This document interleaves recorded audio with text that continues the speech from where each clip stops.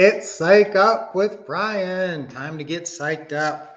This is your Psych Up time. Today we're going to take two on your New Year's resolutions. I love this. Okay, so we're going to, whatever your New Year's resolutions were, we're about a month in. We're sort of about the beginning of February. You know how we always like to do Fresh Start Mondays. And if it's in the beginning of a month, we always like to do fresh start for the whole month or fresh start for the week at least. But we can do a fresh start for the whole month. In fact, today we're going to do a fresh start for the year. Okay, we're going to do a New Year's resolutions take two. Okay, so what New Year's resolutions did you make a month ago? Okay, and what did you kind of let already go by the wayside? All right, so let's refocus. Let's pretend it's the new year. Okay, let's remake our New Year's resolutions over again and recommit to them. And so but I can tell you for your real estate investing, the main commitment, what's the secret of success in real estate investing? Really anything. But I'm going to tell you, this is sort of a business principle. It's my three sticks. Do you remember these? Stick to the steps, stick to the scripts, stick to your schedule. Okay, so if you're recommitting to your real estate and it's a take two on your New Year's resolutions, the main thing I want you to do is commit to a schedule and actually write out and post a schedule. If you do not have your real estate investing schedule posted on the wall and it shouldn't take you more than about 4 hours a week or 5 hours a week. You can certainly put in more. You could put in 6 to 10 hours a week, and you could talk to more people. But certainly you need to put in, I think your minimum should be 4 hours a week devoted to your real estate investing. That'll certainly keep your business moving forward. That'll certainly get you results if you're doing the right action steps during those 4 hours. So let's recommit to our goals and let's take a look. One thing I always wanted and I always was searching for and I could never find was a breakdown of every area of goals. So every area of life you should have goals in all these different areas. So let's take a look now at your 10 areas of life goals. Now these 10 areas, I want you to have a goal in each area. So sometimes we say, here's my New Year's resolutions, here's my goals for 2025, but you neglect some areas that you want to make progress in. So let's go through these 10 life goal areas. Number one is career.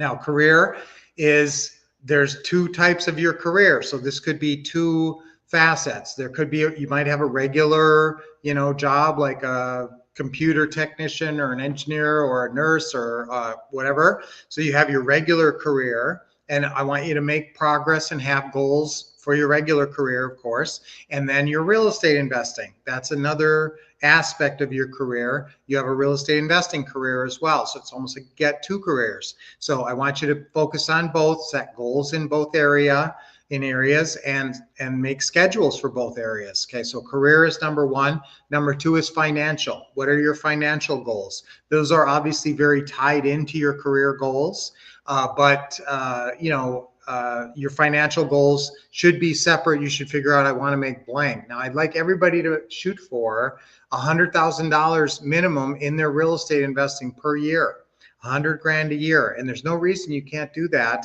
Even in non-refundable option deposits, if you got 6 properties and sold them as lease purchases on non-refundable option deposits and got $15,000 on each one, which is about average, you're there. You're actually, it's all cash and that doesn't even count your equity. Okay, so have some kind of financial goal and you can break these down. I want this much equity, I want this much cash. You can be pretty specific about your financial goals. And I want you to shoot for a monthly passive income target. So after the end of 2025, you have blank dollars a month coming in passive income. Now, the way we work that out is we're shooting for $500 per house per month rental spread. That's a good spread. I mean, that's pretty good, but we have properties that we have $700 spreads. We have $1,650 spread. So we got some pretty big spreads that balance those out. So your average property is $500. So let's say you say, I want to have $2,500 of passive income coming in every month at the end of this year. What do? You got to buy 5 rentals, 5 quality rentals. So that's obviously a career goal, but it's very tied to your financial goal of developing a passive income.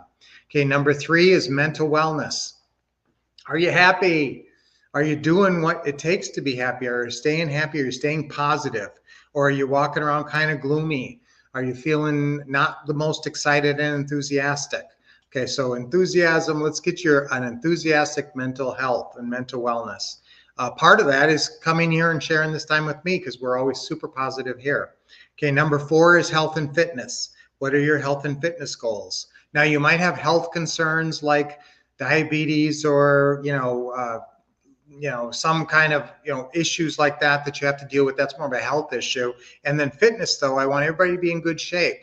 You should be able to get up out of your chair and run down the block and back, within reason here, but everybody should be in some kind of decent physical shape. I think everybody should stretch, do a little bit of stretching at some point in your life, especially as you get older, because you get stiffer as you get older. Okay. Health and fitness, set some goals there. What's your goals for your number 5 is your romantic relationship. If you don't have a romantic relationship in your life, do you want to have a romantic relationship? Well, that's obviously a goal. And if you have a romantic relationship in your life, let's make it better. Let's have more love, more fun, more joy coming out of that relationship. So set some goals there. Maybe a great vacation, just the two of you. Something like that to really give your romantic relationship some extra juice. Number 6 is your social life. What are your goals in terms of, we need to have friends and family and social life and go out and do things and get together with people. That just makes life a lot more fun. We do a lot of stuff with our pickleball group. Every month we do a new outing. Lynette is actually in charge of it. Surprise, surprise. And this month we're doing a big bingo game. We rented a room up at the Big Trailhead Club, and we're having about 50 people come and play bingo from our pickleball group. We went bowling on Halloween and everybody wore costumes. I actually bought lederhosen and Lynette was an Oktoberfest waitress. That was a lot of fun. And so having some kind of a social outlet, and that can be family and friends. Remember, Lynette has 9 brothers and sisters, so we used to get a lot of our social needs met every weekend. We'd go over to her family house and see everybody. Okay, so your social life, I want you to be happy, socially, have good friends, good support. Write down support networks there. Your social life is about developing your personal and professional support networks. Okay, then number 7 is spirituality. So, you want to feel at peace with the world, that where you're going when you die, and you have peace about that, and you have peace of mind about where you are, your place in the world. And that's all related to spirituality. You want to have a good connection with God. You want to feel close to God, and so what are your goals? Maybe that's your goal. I want to feel closer to God. And so I'm going to say, I'm going to pray every night, and I haven't been doing that. And I'm going to, so again, spiritual goals are important as well. Number 8 is your lifestyle goals. Now, again, this is kind of related to your financial goals, because if you say lifestyle, I'm talking about a new car, new house, nice furniture, a new jet ski, stuff like that, lifestyle stuff. So obviously that's really related to your financial, but do you want to buy a couple of jet skis or a couple of ATVs to go cruising around on in the wilderness? What's your lifestyle goals? What would you like to own, basically? Then that would be fun. The number 9 is hobbies. What are your hobbies? A lot of us have hobbies. Lynette and I have pickleball as our main hobby, but whatever your hobby is, you're going to have goals in your hobby area. So like if your hobby is being a scoutmaster for your kids, maybe this year you want to do well in the Pinewood Derby, and you want to, have a big, scout outing or something like that. So set goals for your hobbies. And you may obviously have more than one hobby. So you want to have goals in your different hobby areas. And lastly, number 10 in your 10 life goal areas is giving back. We should all have goals to give back in a significant way. I mean, obviously to our family, we want to leave a great legacy and make their lifestyle great. But over and above that, giving back to your tithing to your church, giving to charities. What significant way can you really give back? Let's say you make 100 grand this year in real estate. Next year, you make 250 grand. The next year after that, you make 350 grand. Okay, well, that's a lot of income. So of course you're going to want to give back. How are you going to give back? This is where you make your plan for that and set your goals for this year. How are you going to give back this year? So that's a lot of goals there, guys, but it's nice to have them all broken down so you feel like, okay, I got a comprehensive view of my life now. If I set goals in all 10 of these areas, I'm covered. Okay, there's nothing that isn't covered in those 10 areas. Okay, so okay, Jennifer, good morning. Happy Monday. Happy Monday, Isabel. I miss you when you're not here. Okay, okay, yeah, you know what, Caleb, that's a good point. We used to do this thing called Wolf Bite Wednesdays, and we used to do another thing called Wolf's Live on Thursdays, where we used to do a lot of like walkthroughs and going to properties and that. And Lynette is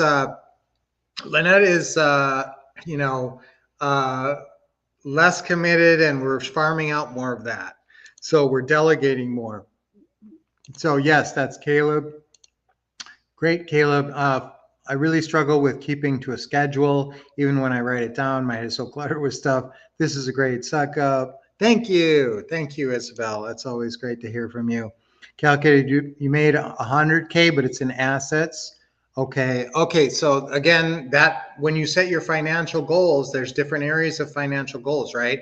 So you can make 100,000 in a year, but some of that is equity. Some of that, if you buy a house, $100,000 house, and you get a great deal, and you only pay 80,000, you have 20,000 equity in that property if the property is in perfect condition. So that is part of your your financial picture, and you definitely should give yourself credit, obviously, for getting equity. But then there's cash flow needs, obviously, as well. So when you're buying properties, always look for the cash flow and figure out where you can get big cash flow infusions. Now, if you're buying rentals and you're selling them as a rental, you're only going to get first and last months and a damage deposit. Obviously, if you are selling on a lease purchase, you're going to get a big non-refundable option deposit of at least 10 grand. And that is really helpful for your financial needs. That's a financial goal. To say my goal for this year is to pick up 5 big non-refundable option deposits or 10 big non-refundable option deposits that are going to total, 50,000, between 50 and 100,000. When you're setting goals, it's useful a lot of times to set a minimum and an optimum goal, especially with financial goals.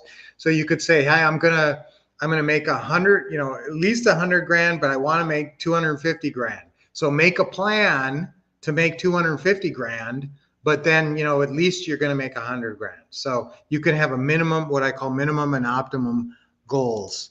Okay. Let's see. Goals, career, financial. Oh, thank you. Jennifer's so good here.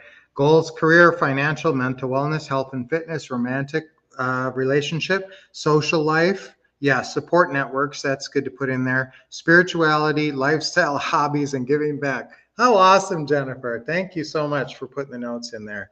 That's so nice. And that everybody can copy off those great notes now. Okay, so let's see what else we got in here. Set and stick to your schedule. Spend at least 4 to 10 hours a week minimum on your real estate business. Exactly, that's my advice on that. Great goal summary. Making time for your lives is essential to my happiness. You are the best friend coach I've ever met. Okay. Miss those wolf bites. Hey guys, if you go back on YouTube, there's about 70 wolf bites. And these, if you haven't watched these are really powerful. And I think that's almost exactly right. There's, I think, 70 of them. And we used to do these on Wednesdays, and these are very involved. I mean, these are some heavy duty editing and training. It used to be very time consuming. So we couldn't keep doing them, but if you haven't watched all 70 of them, then they're like brand new to you. So go in there and start watching these wolf bites. They're on our YouTube channel. And there's also a bunch of wolf live on Thursdays where we're going out to properties and looking at properties. So guys, there's a lot of training on our YouTube site that you maybe haven't even exposed yourself to yet. So thanks for reminding us about those, Caleb. Good morning, Charles. Always great to see you. Needed this today. Yes. Remember, guys, it's our second take on our New Year's resolution. Cash flow is king and the key to financial freedom. Cash flow is king. Yes. Thank you so much, Jennifer. Yes, for putting that down. And are there any new virtual meetings scheduled or coming soon? Yeah, I'm planning something pretty soon, guys. So keep on a lookout. I definitely want to get together with you guys and do a big, some kind of a big Zoom thing coming up soon. So getting all together and being able to see you guys again, I can't wait. All right, so what a great day today. It's always good to have a really comprehensive view of your goals. So today is the day to reset your goals, recommit to your goals, have another fresh start at your New Year's resolutions. All right. So let's see. I'm reaching my goals. I'm reaching my goals. Okay. Because you have daily goals you're reaching along the way. Then you're going to have life goals you're going to realize in the end. I'm reaching my goals 3 times on 3. Ready? 1, 2, 3. I'm reaching my goals. I'm reaching my goals. I'm reaching my goals. Yes. Okay. 3 deep breaths. Nice deep breath in. Good. Hold it a little bit and let it go. Another deep breath in. Real deep. Hold it in. Let it go. Okay, one more. Good job. Okay, that's invigorating. Relax your shoulders, your neck. All right. Let's have a great day until I talk to you guys on Friday. Keep expecting success, getting awesome training, focusing on your goals, and taking action.